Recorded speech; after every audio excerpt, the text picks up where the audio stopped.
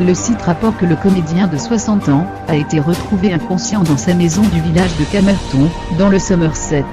Le Mail Online précise que, malgré l'appel au secours, il était mort lorsque les ambulanciers sont arrivés 10 minutes plus tard. Une autopsie et une enquête doivent être menées pour déterminer la cause de sa mort, car il ne semblait souffrir d'aucune maladie particulière. Un représentant d'Ashley Jansen, 48 ans, a déclaré qu'elle était dévastée et réclamait le droit à l'intimité pour elle, son jeune fils et sa famille, en cette période extrêmement triste et difficile. Le couple, marié depuis 10 ans, avait en effet un fils, Francis, âgé de 8 ans. Terence Biasla était en train de tourner la série Victoria pour la chaîne ITV alors que son épouse, qui a longtemps collaboré avec le comique Ricky Gervais, tourne dans Love, Lion Record, pour la BBC. Pour Sandrine, la seule ex-rouge du carré final de Koh Lanta Fidji, TFO, l'aventure s'est arrêtée après la course d'orientation. Sur le même spot que Magali, l'aventurien n'a pas réussi à trouver le poignard qui aurait pu la qualifier pour l'épreuve des poteaux.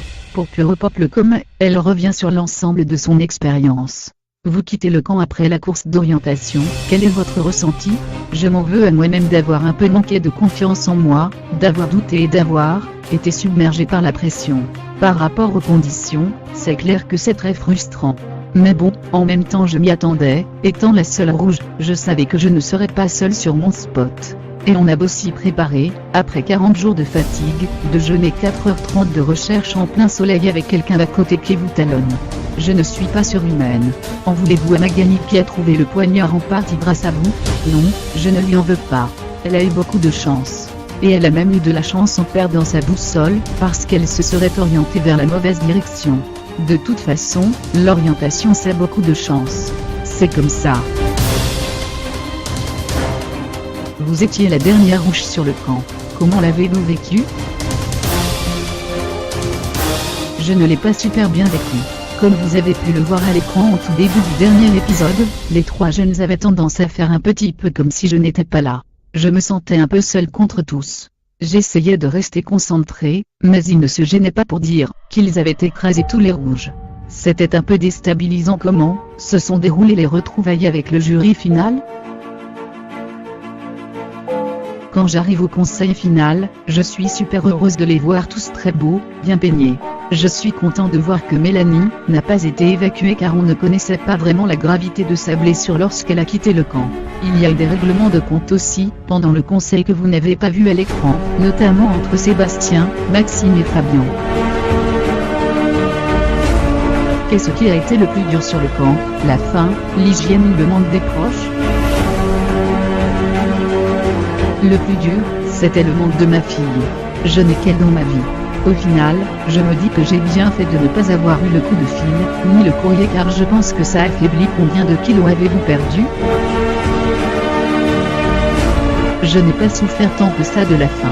Au bout de 3 jours, le mental prend le dessus sur le physique. J'avais pris du poids avant, je pense que j'ai bien tapé dans mes réserves. J'ai perdu 14 kilos sur le camp. Depuis, j'ai repris 2 kilos de muscles, parce que j'ai repris la compétition sportive.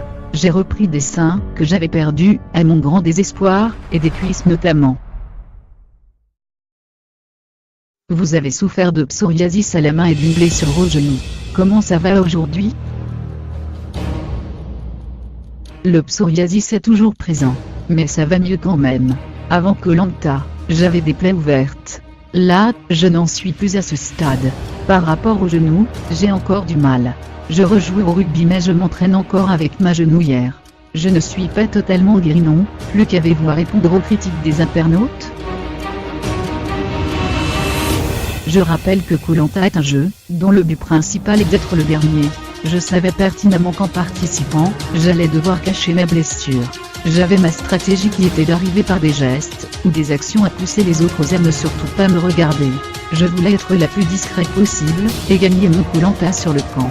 J'ai été suffisamment fort pour ne pas faire perdre mon équipe sur le collectif. Ça ne sert à rien d'être le plus fort à Koh Lanta, ce n'est pas celui qui gagne.